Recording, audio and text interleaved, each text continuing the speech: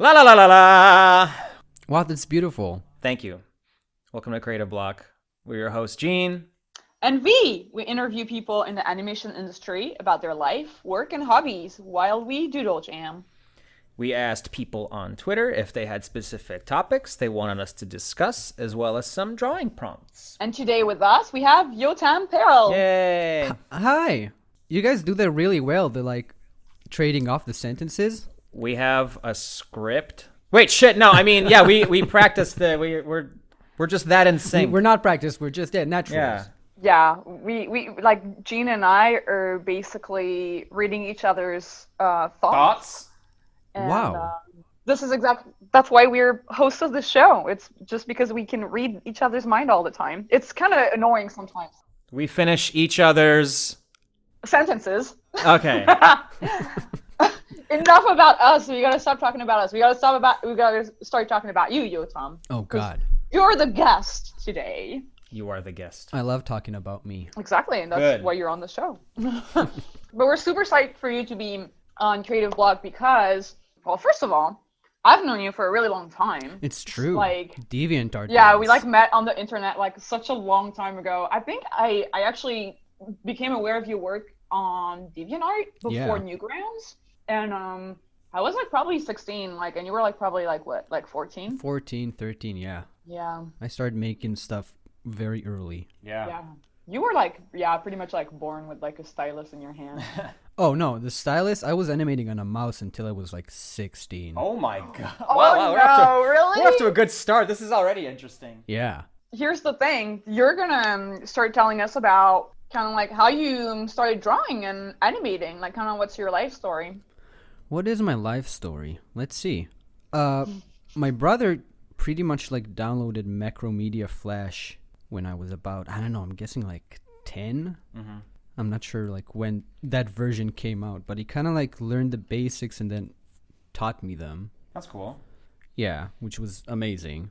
And just, he discovering Newgrounds. That was like the site I was on as a kid. How old were you when you first became aware of Newgrounds? Oh, I was young. I was like 10 maybe, I think. Yeah, that feels about right. I wonder, I can check like from when my account like was made. That's kind of funny. Yeah, I think we're about the same age, and it's an early thing for anybody that's in their like late 20s, early 30s. Like Newgrounds was such a big. I joined in 2003. Holy, oh wow, that's crazy. Yeah. And I'm not sure if I had like an account before that where like a bunch of my shit got blamed, which is, on Newgrounds is when like you make something and it doesn't like pass through the portal. Yeah, remember blamming? Yeah, those were the days. Kind of an interesting system because now there is no like filter on the internet, so it's just everything's just bullshit. Yeah. Yeah, and it was nice kind of, I don't know, it did help people get better, I think. Yeah. Well, it kind of teaches you like palatability. Like you can't just like shit something out and put it online because it wouldn't survive. Which to me, like that system makes sense. If people hate it, then maybe it shouldn't be on the internet. Yeah. And did you draw before you just kind of like started doodling in like Flash and became aware of Newgrounds, or like was Newgrounds really like the moment when you were like, okay, I'm gonna like start drawing and animating? I always drew. I feel like, I don't know, like when you're a kid, you feel like there's always things to draw with around. Right. So I feel like I was always doodling, and like in school, just, I don't know, I was a very bad student. I was mostly doodling. So I don't know, but I never like, still until now, I still don't have like a bunch of drawing basics that you would assume you would need to have to do the kind of job I do, but apparently you don't. Whatever. Like whenever I draw a grid line, Yeah. it's not right. I have no idea what I'm doing. I just see other people do it, so I do it as well. I think. Hey, Yotam, I think no one knows what they're doing. Everyone's just faking it. That's what I'm hoping for. I think it's true. Did you start doing grid lines when you started storyboarding, or were you also doing grid lines when you were like doing animation? No, it's more of like a storyboard thing, because it's just basic storyboard aesthetic. You gotta do them grid lines. You got storyboard aesthetic Yeah. is the grid. I like the idea of somebody becoming a board artist and not understanding the point of it and just being like, yeah, you just like, I don't know, you just put them around, huh? Like, Yeah, that's now the sky. That's the wall. why? Yeah, why is everyone in this like weird Tron universe? I don't know. So you started making cartoons on to post on Newgrounds, and like what were kind of like the highlights of you starting posting? Like, did you ever make front page? Oh yeah, I remember like the first time I got front page. Yeah. Oh yeah. It was like with a music video Mm. of Richard Cheese. You guys remember that guy? Hell Oh, yeah. Oh, yeah, Heck yeah. That's like great old school internet stuff, just 2000s. What was the song? What was the song It that he was did? Do Me. That was yours. That's right. Yeah, there was more like a sketch than a song, so it really like fitted well. Yes. That's probably the first thing of yours that I've ever seen. Really? Cause I'm like, yeah, I completely didn't realize that was yours, and I was waiting for you to say that, and I was like, if it's Do Me, then like that's a long time ago. Cause yeah, that shit cracked me up. I remember like showing it to my friends, but I never connected the dots that was you. It was just the thing I saw. Oh, that's great. Yeah, that was really funny. Thanks. I owe it all to Richard Cheese. Yeah. You just like had a bunch of stuff go viral, kind of, because like first of all, I remember like, well, you made front page a couple times on Newgrounds, right? Yeah, I think so. And then and you were on what was that website? Like albino black sheep. Albino Black Sheep, yeah. Oh yeah, Alpino Black Sheep. Yeah. Steven, he's great. Yeah, and then you did like a bunch of like during the Tumblr days, you did like a bunch of gifs too that got really viral. Oh yeah, my Disney gifts. That's like my viral claim to fame. That's right. Yeah. They're funny.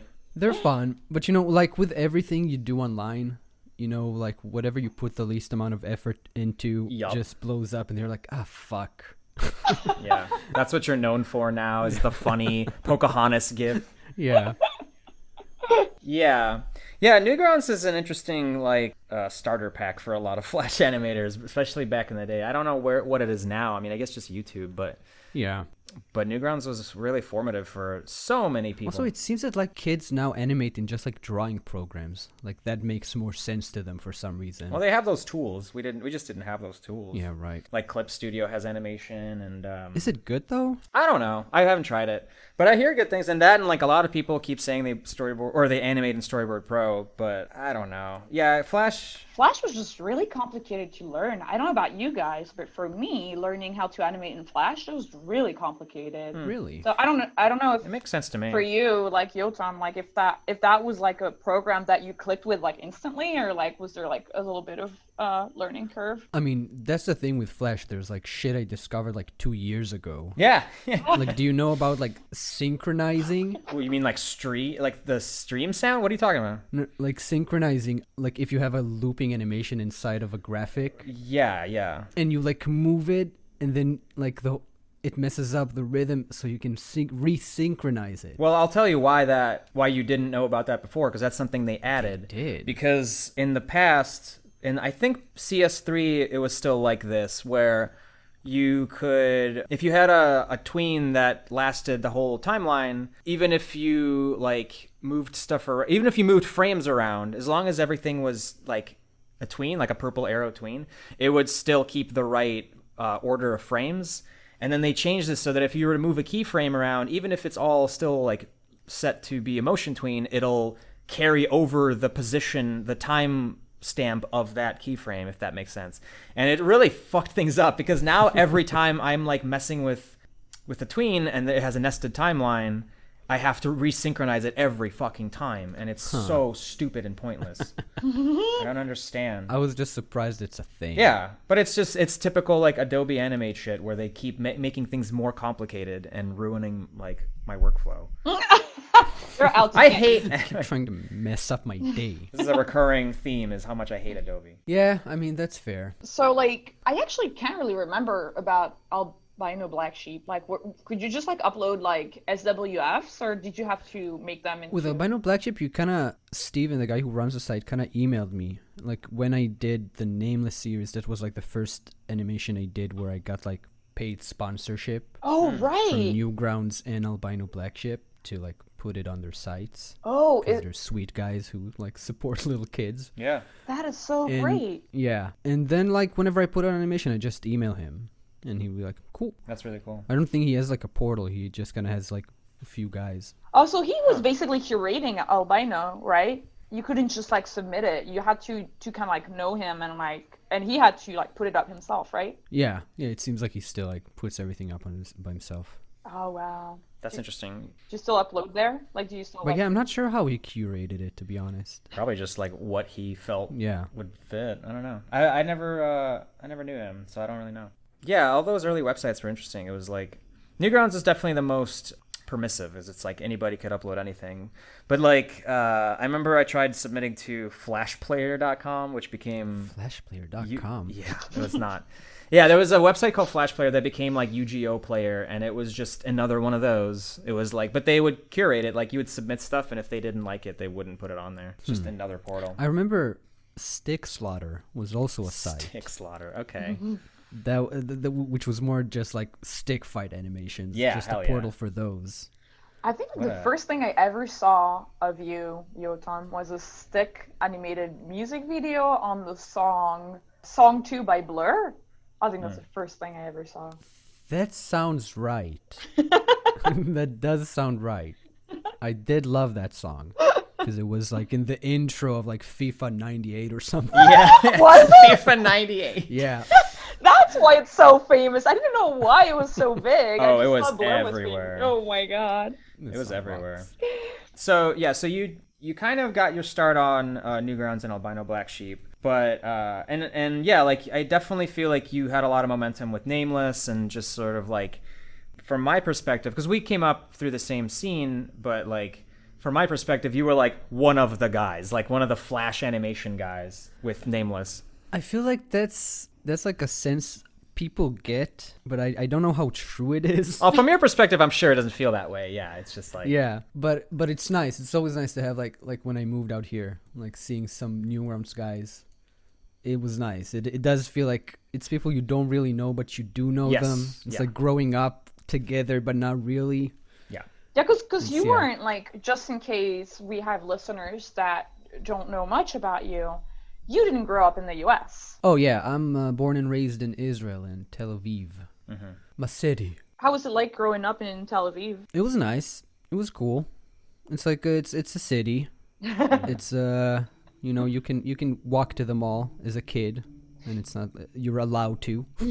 right. You're allowed. That's yeah. cool. Did you always kind of, like when you started drawing and animating and all that, were you just thinking like, oh, I'm just having fun in my room? Or were you like thinking, oh, animation's cool, maybe this could be a career? I mean, at first, yeah, it was mostly for fun. I mean, I was 10 years old. Yeah. It wasn't like, I'm gonna make a job out of this, like drawing a stick figure, like dunking a basketball. Right. Which sounds sick. It was pretty sick.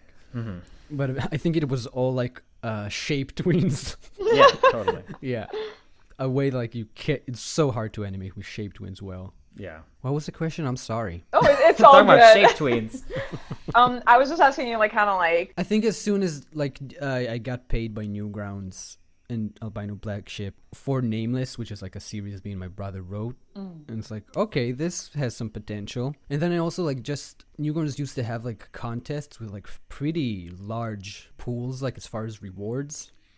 Like a Halloween contest I remember like getting into and winning like a second or third, I don't remember, but it was like just knowing it's something you can make money off of. It was it was definitely a realization, but it happened very, very early for me, which is something I'm very lucky to know what I want to do my entire life, but it's a long life. Yeah. like how would you say you were when you started making money through Newgrounds and Albino? How what? How old?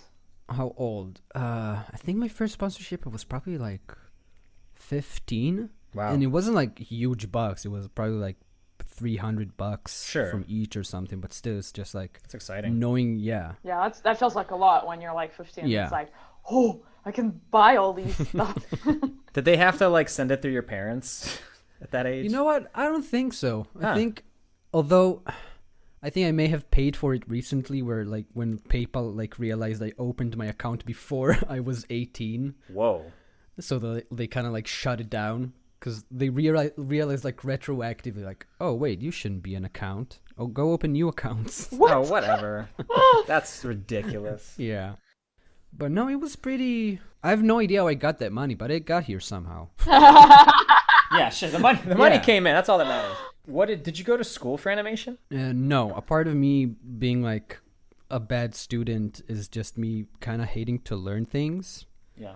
So like most of the things I learn, whether it's music or animation, it's mostly just like trying to teach myself, which is why I also have like a bunch of blind spots and areas I'm lacking in.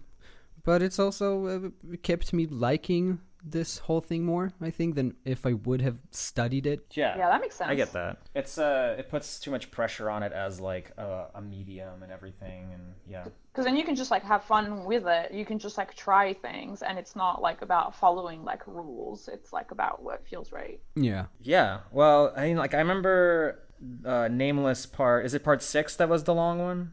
I think so, yeah. That was considered such an achievement, I feel like, because it was like a 20-minute short, essentially. I mean, you broke it up into parts.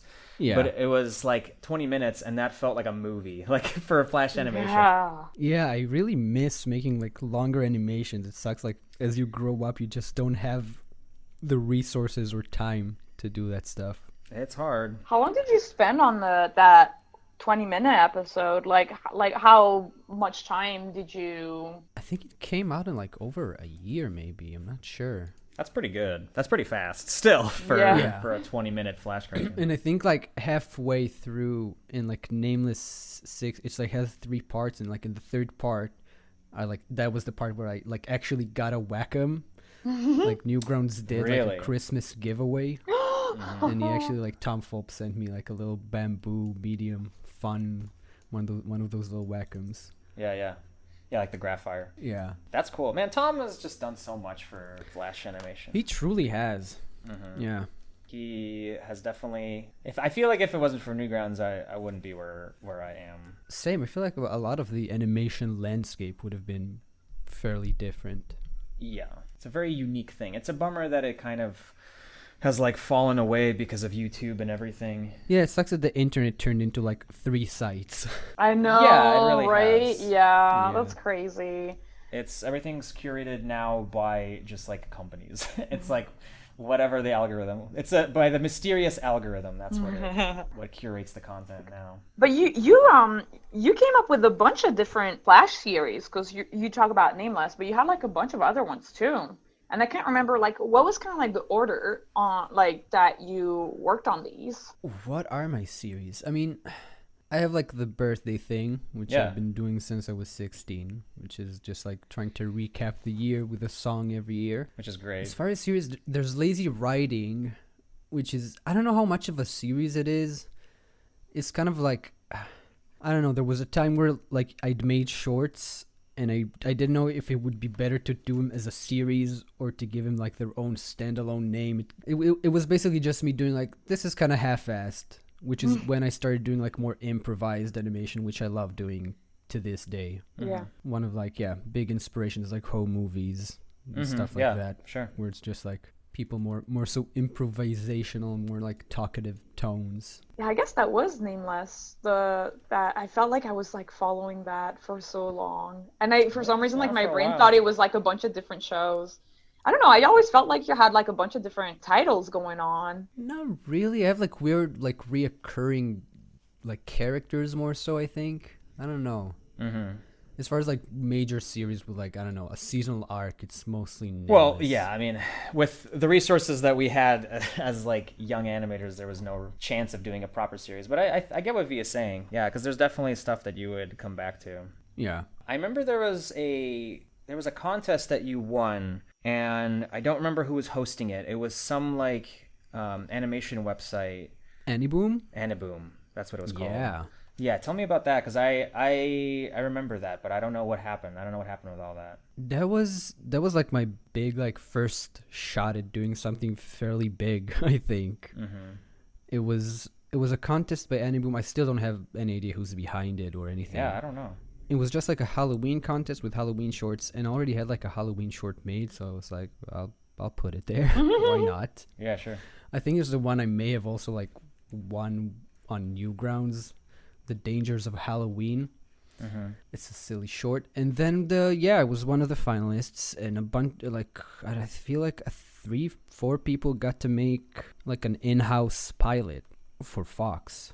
Right. Which was nuts. I was like 19 and in the army. No, I was 18 still. I think I was in the army. Mm-hmm. And I kind of got the message of like, oh, hey, you're a finalist on this thing. And you might be able to do a pilot. And I was like, oh, shit. Wow. How was that experience? Yeah. It was like the whole production of it, or just realizing it's something I can do. I mean, when you say like something that you can do, you mean like something that like was offered to me. Yeah. You were offered to do, and also that like, was there like a part of you that kind of realized like, wow, I'm actually a legit content creator? You know what I'm saying? Or did you already feel that way? I didn't feel that way, but yeah, when I first signed like a contract with like 20th Century Fox logos on it, it was like, oh shit. Yeah. Yeah. That's real.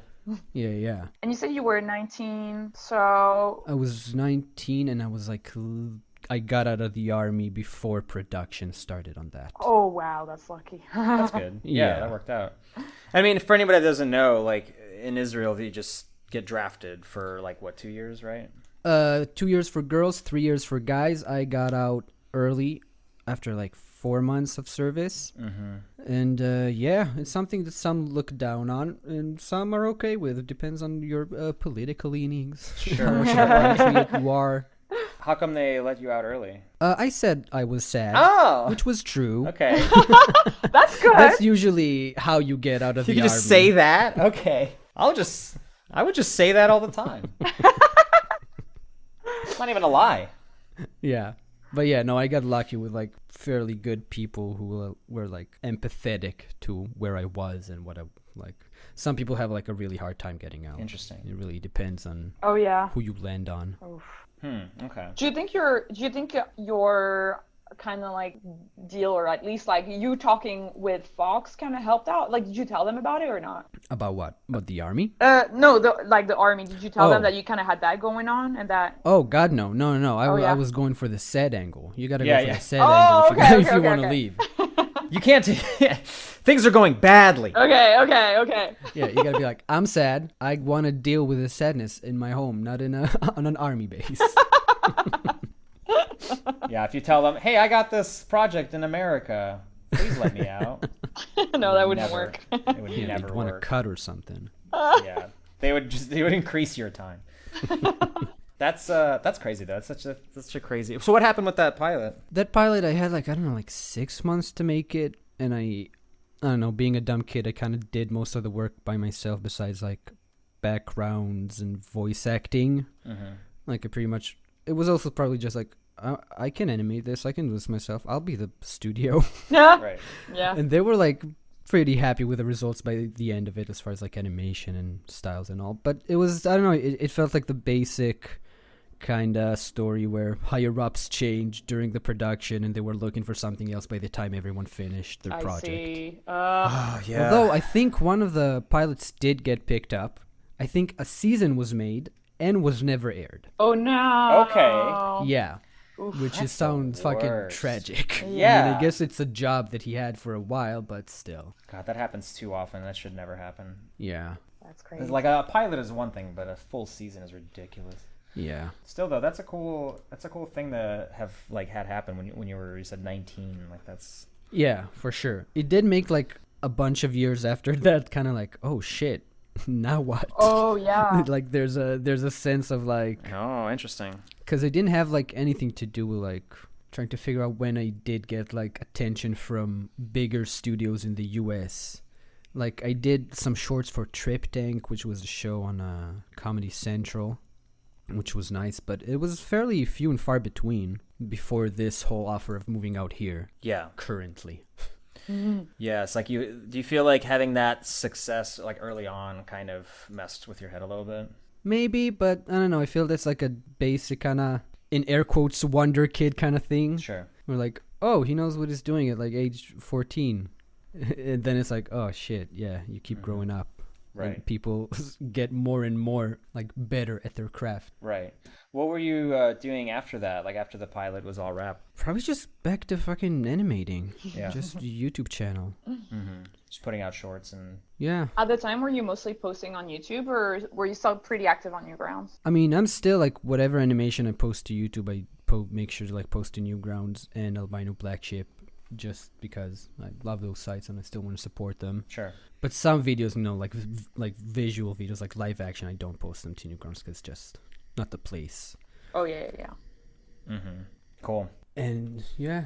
And YouTube, YouTube I had like the nice days of like 2011 when animation there was like sort of popping and you could make like decent money off of short content. And then the whole algorithm changed and now I'm like still kind of trying, but I don't know, I should trying to rely more on Patreon. I think that has been definitely helped me keep creating stuff over the years. That's definitely something that I want to ask you about. Like, I don't know if we should go into it like right now or later in the interview, and like kind of like how it's like to be an indie animator, like I think that's super interesting. But I guess like because like so we're talking about the career, I guess we could kind of go into a little bit kind of like what was it like for you to move out here, like kind of like the whole moment that led up to you moving out here and all that. I mean, I was hired by Carl Greenblatt, which seems to be like the only guy who kind of scouts people on Tumblr and hires them out of nowhere. That seems to be his thing. And so I got pretty lucky. I just he saw something of mine on Tumblr, some animation, and I remember getting a message on there like, hey, he should retweeted your thing. Not tweeted. I don't remember anymore. Reblogged, yeah, whatever it is. Retumbled. And I was like, oh, that's cool. And then I know a bunch of months passed. And then like he emailed me out of nowhere like, hey, want to maybe work on this show? And we had a Skype talk. And it was, I don't know, it was kind of an offer that's too good to say no to. Right. Because, I don't know, I feel like as someone who didn't study animation or anything, I don't have like the Cal Arts hookups, or I don't have many connections besides like people who know me from. Neither did we.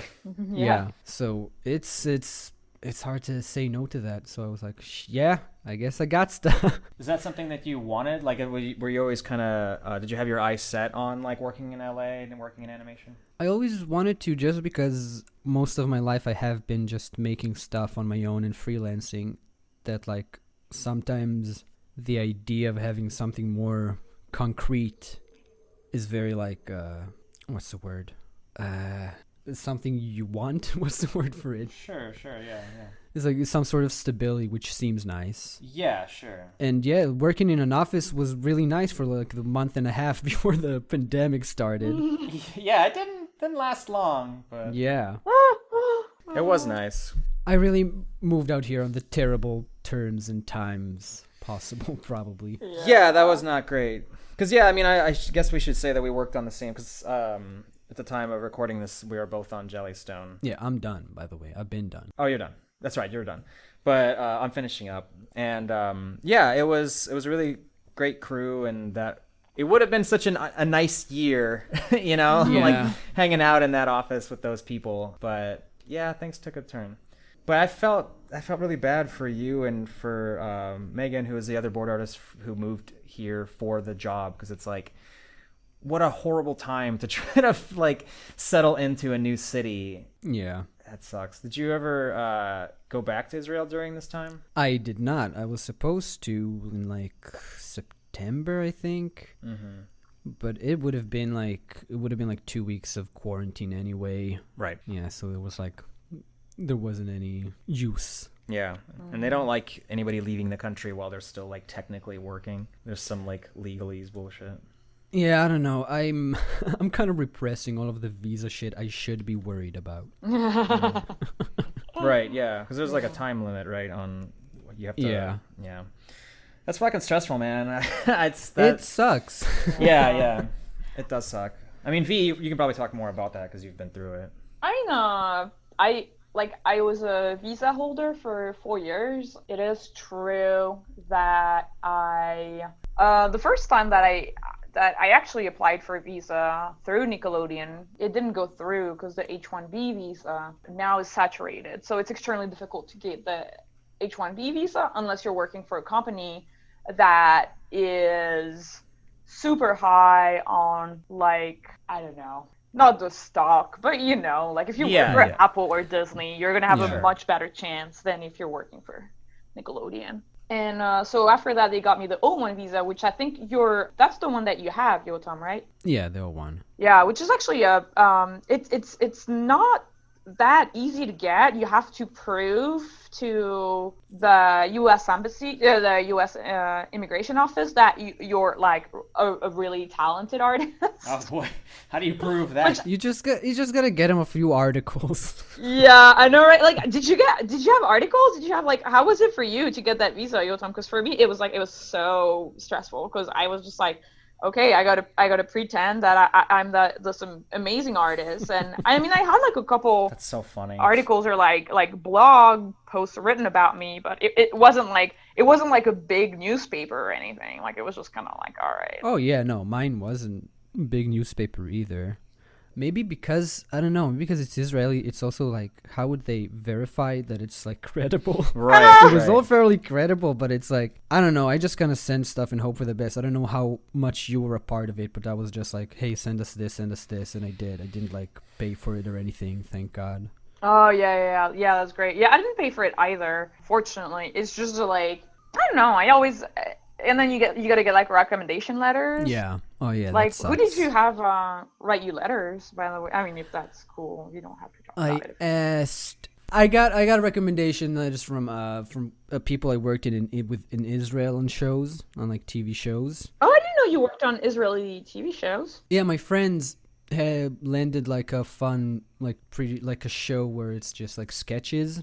Oh, So wow. they brought me in to do like little animation ones and even like redubbed a few Yeah. of my English ones to Hebrew, which is funny. Oh, cool. So yeah, I got her. I asked Aaron Hansen of Game Grumps fame Sure, because yeah. I've worked with him before and he was a sweet guy. Yeah, it worked. Seems to have worked. It's the hustle. Yeah. But it sucks asking for him. I'm so bad at like, I don't know. I hate asking for things from people, I like know. as a human as it is. So asking for people to like say nice things about me, It's that's tough. it's the worst feeling. Yeah. It's the worst feeling because they have to say things like, "Oh, this person is gonna like change the American animation landscape," and it's like, "Oh, come on! I'm just trying to." Yeah, you just want a job. Yeah, I'm just trying to move out here, and it's just like, yeah, they have to, like, you have, I don't know, like, I felt really bad too because like a bunch of the people I asked letters from, they didn't have time to write them for me. Like, I was like, well, if you don't have time, I can write them for you. That I ended up And doing that. then I was like crossing my fingers, like, please have the time. Unfortunately, obviously, they were super busy because they were like showrunners and stuff. So I ended up writing them myself about myself, which is the most meta weird experience. That's crazy. Yeah, it's weird. Yeah, I really had to kind of like have an out of body experience to be like, this is fine. I What's great about me? exactly. Yeah, I likely had like my brother who also writes very well. Oh, and yeah? likes me, so he could like write nice things about me. And like, okay, you can say so. Yeah, I'm great. This is why I'm great.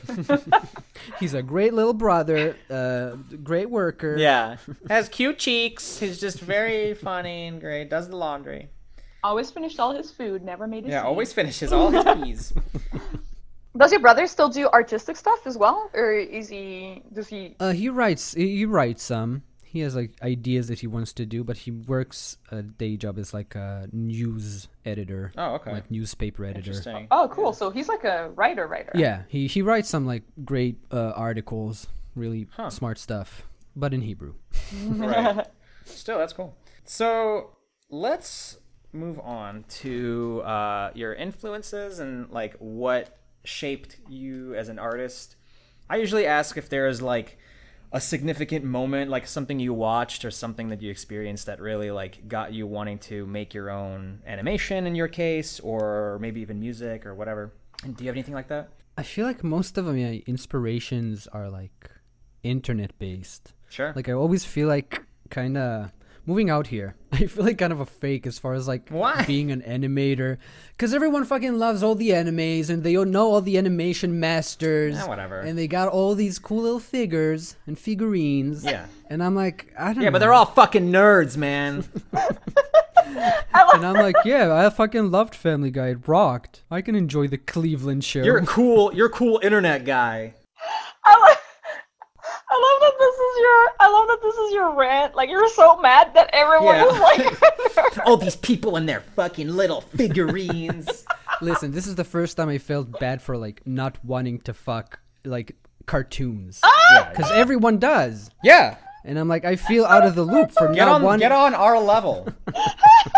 We want to fuck cartoons. No, but It's like messed up, Yotam, guys. like what you're saying is so true. I feel like in France, people do not have the dedication people here have about cartoons. Right? It's like people don't really care about cartoons in France. It's like, oh yeah, Same. like that exists in the landscape somewhere, but like no one is so like Animation back home is mostly used for like commercials. I don't remember the last like animated show we've had. Wow. Like original animated show. I remember one from like the year 2000. They were like trying to rip off South Park, but did a fairly good job of it. That's funny. How do you feel about Waltz with Bashir? Oh, I loved it. It's such a good because it was made in Flash too, right? Yeah, it's like rotoscope, flash. I had no idea how they did it. I have to watch it still, but it's on my list. It's a bummer if you want to be bummed the fuck Yeah, out. it's a bummer.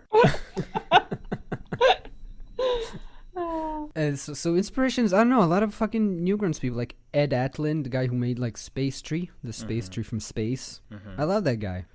Yeah. Just like, I don't know, funny people on the internet mostly.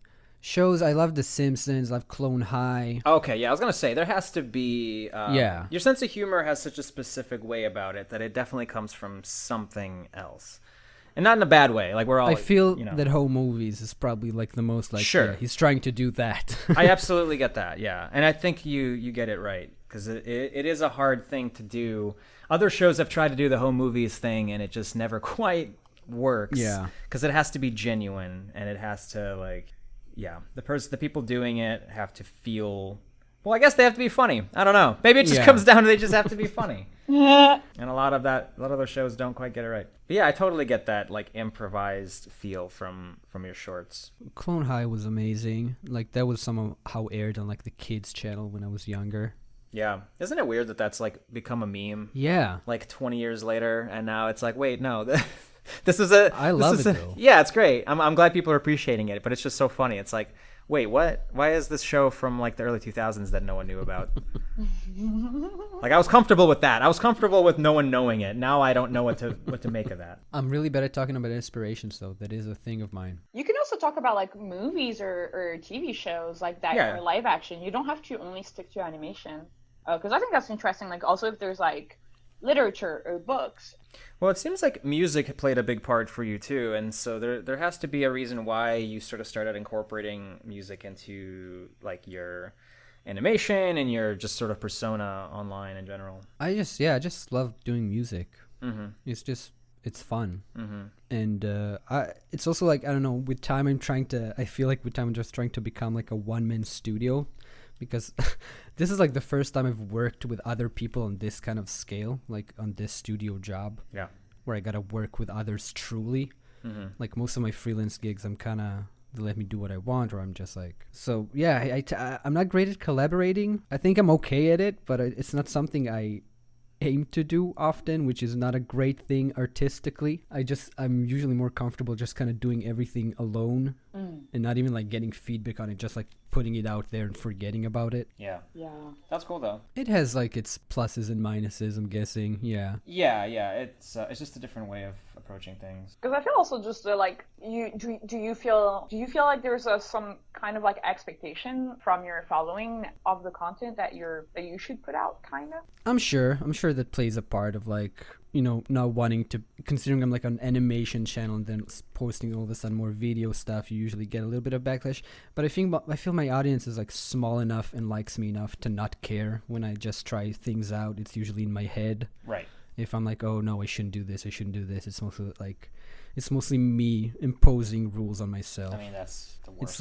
It's like with Patreon, like I feel guilty for like not posting stuff, but no one cares. They just want to support me. They're like, whenever I'm like, hey guys, it's okay. Like, yeah, no one really minds. They just want to support me. Yeah. Which is amazing and fucking sweet. Yeah, that's great. I have to remind myself of that. Yeah, that's great. How long have you had Patreon? I feel like I'm one of the first ones on Patreon. Not one of the first ones, but like when I joined Patreon, I got like an email from the creators. They're like, hey, nice of you to join. Oh, cool. Really? Yeah. Damn, that must be early, yeah. Because the way I learned of it was I was literally like walking down the street in Israel, and a guy walked up to me and was like, hey, I know your stuff. And I was like, oh, cool. And we talked a little, and he pretty much told me about the site. Oh, yeah? Huh. Yeah. And I was like, okay, I'll check that out. That's crazy. Would you say like people know you back in Tel Aviv for your content? In Tel Aviv, yeah, sometimes it would be like, I get like a, oh, hey, which is really sweet. And like if I went to like a comedy show, like I got a bunch of like comedy friends. So usually in those kind of areas, it would be like more so the kind of crowd who maybe would recognize me. Right. But usually that just causes me stress. Just like the feeling of someone maybe coming up to you and saying hi, it makes me squeamish. Yeah, I that see. sounds terrible. Yeah. Just recognizing you. But they're always nice and sweet, and it's just like, oh, hey, it's always nice. Is it because like you're like you don't wanna, you're worried that you're not gonna have anything to say? No, I don't know. It's just kind of the feeling of like someone wants to talk to you, but you're not sure if they're going to. I don't know. It's kind of just like a weird feeling. Can you like kind of feel it? Like if somebody's looking at you, you're like, this person knows me. Oh yeah. Can you imagine living with that all the time? Like being a celebrity or being like an actor, you can tell That's it's somebody. insane. Yeah. It sounds horrible. This person's gonna come and talk to me. I just know it. Yeah. And you're like not feeling it. You're just like wanting to vibe out at this comedy show. And it's always nice. It's always it's Yeah. not even, it's never their fault. They're never rude or mean. It's just like it's just in the air. Yeah, but it's like I think that it's that whole thing of like the parasocial relationship a little bit, where people know who you are, and so they like feel like they know you and they start talking to you, but you probably like a lot of the time you just want to mind your own business. And I think I remember Aaron Hansen talking about that on a Game Grumps episode, where like people will come up to him and he's just like tired after a long day, like at a convention, and so he's like a little grumpy. And doesn't give them his full attention, but then like they'll post like Aaron was a dick to me at this thing. It's like, Oh no. it's like, man, yeah. Oh. It sounds awful having a lot of fans. Like a part of me is very happy that I'm not too big. Of course, I do want to be bigger, but it's getting too many eyes is also. It just seems like it sucks in a lot of ways. Yeah, no, you make a deal with the devil. With the more followers you get, it's like, yeah, you get more attention, but then you attract a bunch of weirdos and assholes. That's just how it goes. I don't know. I wonder. Bubble. No, not erase. Oh, I'm sorry. No, you can erase whatever you want. I just liked it. Okay, yeah, that's cool. What do you kind of see for yourself going forward? Because I know right now you're probably just mostly focused on like getting a job, another animation job. Yeah, but also I don't know if I want to do this. I'm not sure. I Okay. haven't made up my mind yet. Yeah. Especially, I don't know. It's really hard living here with the pandemic and everything. Yeah. Yeah. It's just rough. Yeah, dude. Yeah, the timing is definitely fucked up, and I don't think anyone would blame you for not wanting to like endure it. Yeah. Because who knows? Especially in LA, it's like things are bad. If a second season of Jellystone is like, they tell me tomorrow, hey, it's happening, you can stay, it would be like, okay, cool. I know this is pretty chill. But I don't know, as far as like wanting to have my own show, I don't know if I want my own show. It looks like a lot of meetings. It looks annoying. It's a lot of meetings. It's just meetings back to back, honestly. It's meetings. It's just dealing with executives. It's not as creative of a job as people think it is. I don't know, it seems like at the end of the day, the best way to make it as a creator is on your own merit with your own stuff to your own audience. Yeah. Right. Which is the hardest, but it also seems to be the most gratifying if you do get there. Like, I don't know, I see streamers that I love, like Twitch streamers, who just do their Twitch streams and it looks great. I'm sure it has its fucking Oh, ups yeah. and downs, and it looks tough as hell to be fucking on every day. Yeah. That seems impossible to me still. Yeah. But I don't know. Finding your niche seems to be the thing to do on the internet. Yeah. Would you say that you're more inspired by just internet personalities rather than like content that would be on like streaming devices or like TV? I think I'm more inspired as kind of the kind of life I would like to lead, like the kind of not being dependent on like a big corporation to supply me with my livelihood. Right. Yes. Although at the end of the day, it's always going to be a big corporation, whether it's like Amazon for Twitch or Google for YouTube. That's the thing. You're just really picking your poison. But no, I love a ton of shows. I feel like I haven't been consuming a ton of like real content lately, just because I've been a bit of a bummy. I've been a bit of a bummer boy. Bit of a little bum boy. A bit of a bum boy. So watching like real content that would like actually make me emotionally invested would probably just make me bummed out. So I've been just watching a ton of streams, just Twitch and parasocial relationships up the wazoo. Yeah. I mean, that's kind of the thing. It seems to be really blowing up over quarantine. Oh yeah. It's just like I see like kids, like 20-year-old kids on there who just like feel bad for the amount of money they're making. I mean, if you got it, it's like it's a service that people want. People just want to connect and have, even if it's one-sided. I think people want that like social connection right now. Yeah. You know what's funny? There's I don't know if you have you guys read Fahrenheit? I always forget the number. 451. Yeah, 451. A long time ago. Yeah. I haven't. There's like a part in the book. So obviously everyone's like, oh yeah, Fahrenheit 451. It's about like burning books and stuff. And it's like, yeah, sure, that's like a big part of it, obviously. But what I really find interesting in the book is that the way like everyone's watching some sort of TV, but it's not TV how we know it. Yeah. It's like huge screen, like their walls are basically screens. Yeah. And the content they watch is actually fake family or fake friends. It's just like people that are on the screen to be your friend or your family member, even if they're not like. And I thought that I was just like, wow, like, because when was this book written? It was like probably in the 60s, I guess. I think so. Yeah. And I was like, wow, like I don't know, I never like realized that. I guess back in the days, content and I guess like news anchors and stuff were already kind of playing low key, kind of like that role of being that, oh, that's the face that I know. So it's almost like they're part of your family. And now I think it's like you're at the next step, which is like they're like the internet personality actually addresses you directly and actually really interacts with you. I'm sorry about the ambulance. City living, baby. I mean, did you call them? Yeah. Maybe you should be happy that they're coming. Yeah, it's that's Bradbury. Somehow he figured out exactly what our lives would be like. I don't know. big giant screens and people we don't know that pretend to be our families. Yeah. It's weird. I like it though. Yeah, pretty good life. Not too bad. Yeah, I think it's like really insightful. Like you can actually control it. You can control like how much time you spend with them, like, oh, I actually like really like you, personality 3. Let me watch more of your videos. Yeah. Like you just annoyed me with that hot take that you had. I'm done with you. Right. Yeah, well, yeah, the viewership is fickle, but it's cool. I think it's funny to me, like, how much time I spend on YouTube watching just, like, videos of puppies getting bathed.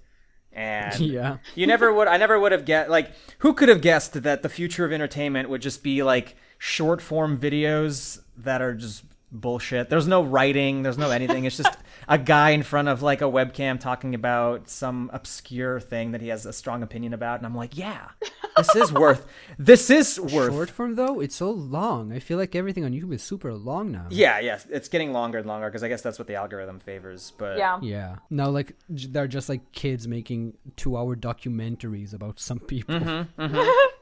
Yeah. It's like I just learned about Corpse Husband, who is he's an Among Us player, which is, by the way, on its own is already a hell of a statement. Like, this guy is known for playing a game on a stream. I think that's the game that like made him pop. That's like right where But yeah, he played Among Us and he has a nice voice. But he started putting out like music, and it's like pretty sick. I ain't gonna lie, like I actually like it. And there's like videos about like who is Corpse Husband, and it's like 40-minute analyses of like, well, do you think that it's this guy because, and it's like, but people watch it, like, and they're not watching sitcoms, they're not watching whatever. Corpse clickbait is very hot right now. Corpse clickbait. That could go depending on the decade. That could be a very different thing. Honestly, my boyfriend watches more YouTube than he watches TV. He barely watches any TV. He's only same. I think so too. Yeah. I watch a lot of video essays and a lot of just like personalities, because TV sucks. I hate TV. Yeah, TV can be bad. I don't know. It's really just. I really want to watch like the new Adventure Time like mini series stuff, but I just just finding the time to I got so much time. Finding like the emotional power to do so. Well, that's the thing. People will like recommend stuff to me, and they're like, "No, dude, this show, it's great." And I'm like, "I am sure it's great. I'm sure you love it. Like I'm glad you enjoy it." But I have watched stuff that people recommend for like an episode, and I'm like, I can't do this. Like, I can't do this for a full season. Yeah. Sitting down for like 13 hours and watching a thing. What would you guys say is more satisfying in watching a video essay / like a stream rather than watching a TV show? Like, I'm actually like... No, I would say like the stuff I watch currently is mindless because I want it to be mindless. I see. Right. It's like there's a reason for it. Like, I love a ton of shows that make me feel a bunch of shit. I'm just not open to the currently, like shows like The Leftovers. Yeah. I fucking love. Yeah. Apocalyptic content hits a little different right now, so it's like... Yeah, Oh, I see. Yeah. maybe. I've been watching Great British Bake Off. I've watched through the entire... I've been following it for a long time, but I just rewatched through the entire series on Netflix, because it's just like good, mindless background noise. And like This Is Us, which is like a glorified soap opera, but man, it's just nice to watch people have normal family problems. Yeah. Something about it. Honestly, though, I feel like a lot of my friends and I are like kind of going back into like reality TV. Like, I've been watching a lot of My Cat from Hell because I love that I know exactly what's going to happen. Like, the structure is so predictable. It's like there's a cat with a problem, and it's causing a problem to these like really sweet people. Usually they're sweet. And then he comes the first time, he tells them what the problems are.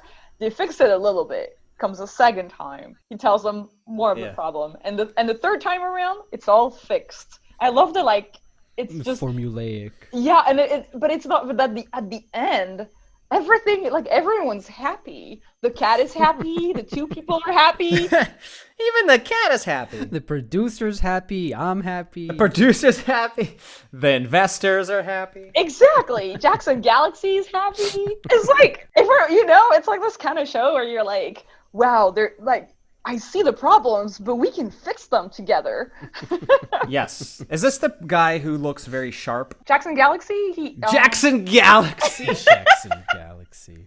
Fuck off. I love this name. I love the whole persona. He has like Jackson Galaxy. He's like bald and has a beard. And I just feel like it's always those shows. It's just like a guy fucking going at an animal for like 30 minutes. I watched through all of Fixer Upper when quarantine started, because it was a nice way to live vicariously through these.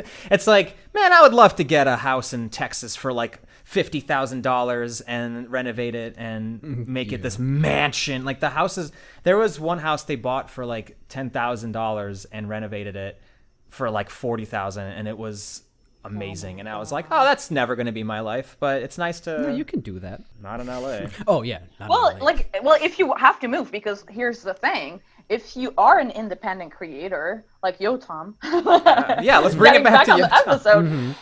You can basically like work from anywhere. Like, is there something that you ever like think about? Like, I mean, obviously now the pandemic is like kind of crazy, so it's kind of like a little bit less, like, maybe we feel a little bit less like we can make choices about where we live. But do you ever think like, oh yeah, like, since I'm independent, like, you could like, yep, all the possibilities. Live wherever. Yeah. But is that true? Because I can't live here. Well, Yeah, I was gonna put in an asterisk of like according to visas and stuff. Yeah. live anywhere that the government allows. I kind of like my home country. I do like Tel Aviv. If I could do what I'm doing now from home, that would have been fucking amazing. But I don't know, the discovering that, I don't know, the union has like the stronghold of having to live in LA is strange. I think that they'll undo. I feel like they're gonna have to undo that, and I've heard that they are trying to, because so many people that were in LA have no reason to be. That they're gonna lose so much workforce, and I just don't get the. I mean, I guess I understand because it's all legal stuff. It's like for benefits and things like. This is some insider industry info, but like the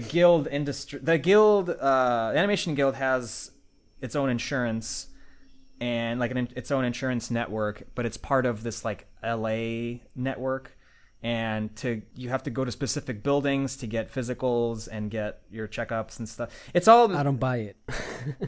but it's like it's all meant to be cheaper because we don't actually pay for insurance. We just pay our dues, and the insurance is free, which is great. Yeah. But I just, I think it's bullshit. I think they could have people work elsewhere, and I feel like if you could have that, but I feel like you would have to be freelancing and just be really good at negotiating, basically, I guess. Oh, yeah. Yeah, that's a tough part. Yeah, exactly. Because, I mean, at the end of the day, it makes sense that, like all those, like, benefits from the union, you couldn't, like, have work for you in another country. Like, for example, if I'm working from France, there's no way, like, I need the insurance from the US. Like, that doesn't make any sense. Because I would get the one from France that's free. Exactly. The free healthcare. And so just like, yeah. I could give up on those things if I could work from Israel. Like, I'm okay with my health. We got our thing here. Just give me that sweet storyboard and money. Yeah, exactly. Sweet money. And then you pay your taxes in your home country, so it's like, there's also all those like legal aspects of it. Yeah. That I'm fully repressing still. Keep repressing it, man. That's the way to go. Thanks, man. I think it's good. I think that's the way to go. Why address problems in our lives? I'm trying to not think about a damn thing. I mean, it's hard to address problems currently in this current. I'll let future me deal with that baggage. Exactly. Well, V, you worked freelance in the industry, and so it's possible. It's a thing that can happen. Yeah, I feel like it's all about like. I mean, for me, the way that I was noticed was because I was posting a lot online, just like you, Yotam. Like, you were like really active online. That's how like Carl just like knew of you and noticed you. And yeah, you had like I kind of want to. I don't know. I want you to talk about all your like, like your gifts, like your Disney gifts. Even though I know you like. I mean, sure, ask away. I don't mind. Yeah, like. I don't know. How did you even get the idea? Were you just like bored, or? I think I was just bored. I think it was also like during the whole like Disney Princess BuzzFeed craze, where there was just like a ton of just like Disney princesses if they were loaves of bread. Yeah. I also ended up making like a little dumb animation about that. Yeah. But I was like, You were just kind of like, oh, I'm like sick and tired of these. I think I was just like, this will work if I do this. Like, I enjoy just doing dumb animations, just like animating their features. Like, it was pretty fun, and I enjoy doing like just straight ahead animations sometimes. Mm-hmm. Oh yeah, because those were straight ahead since you had to use the footage underneath, right? Yeah. Mm-hmm. We had some questions that people wanted to ask. Ooh. V, do you have the questions? Oh yeah, there's one question from Space Jelly on Twitter. Yotam, do you have a favorite bit from your Weisenheimer day? Weisenheimers. Yeah. I love doing Weisenheimers. It was a podcast I did with Max Gilardi, Hot Diggity Demon, another animation guy, Newgrounds guy, who now does YouTube. Like, I don't know how these Newgrounds guys just go from 2D to 3D so smoothly and nicely. Yeah. I mean, I guess not smoothly because it does take them fucking years. and they just probably show it once they're good at it. Yeah. But I don't know, it's always really impressive. I love doing Weisenheimers. Yeah, it was a fun podcast to do. What's my favorite bit? I don't know, probably something Max animated. He animated like a 40-minute bit that's probably 40 minutes. too offensive by now. Oh, sure.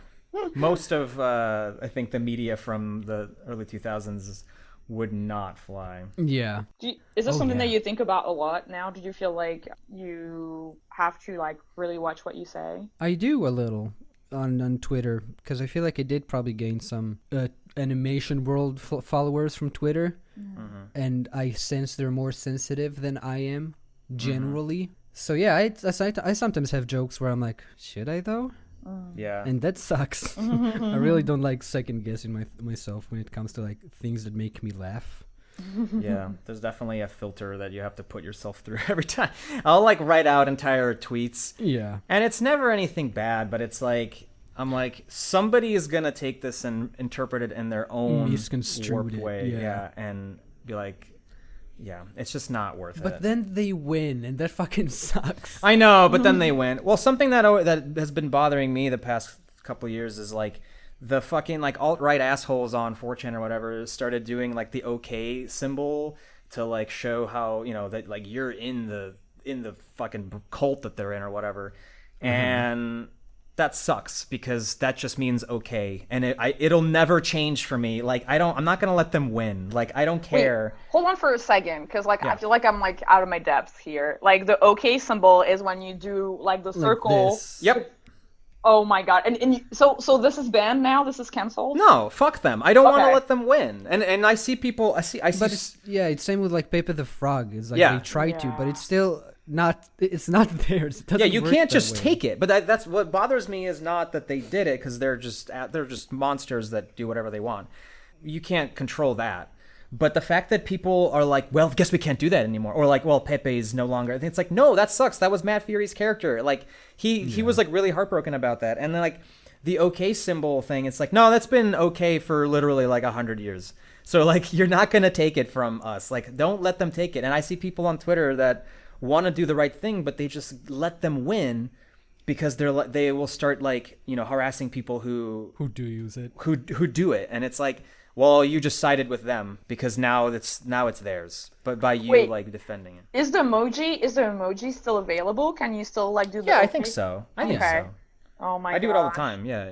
Oh it just means okay. Like it just means No. okay. I'm saying like no, I know. Like, I know. I do want to use it, but I could see myself I do find myself second guessing sometimes. It's like I just want to say okay, because I'm approving of this message, but it's like they, like Yotam said, like they fucking won. If I think about it that way, then they won. Yeah, and it's just people policing each other. It sucks. It just creates like a puritanical space where you can't really say shit. Well, the problem with that is that like the people who have no shame or have no real morals will rule, because if an asshole decides that something is now his, everyone that's too nice and too considerate will not want to fight him on that. And so that guy's going to win, because it's like, it's easier to just say like, well, that thing is a bad thing to do now, you know? Right. Yeah. It's complicated. I don't know. I don't think that it's, I basically, when anything comes from that side of the internet, that horrible black void, and people start acknowledging it, I'm like, no, I think you should just ignore it. Like, I think the best thing to do is just ignore it. Right. Because then otherwise they win. But then the flip side of that is, if you completely ignore it, they can kind of build power from within. I don't know.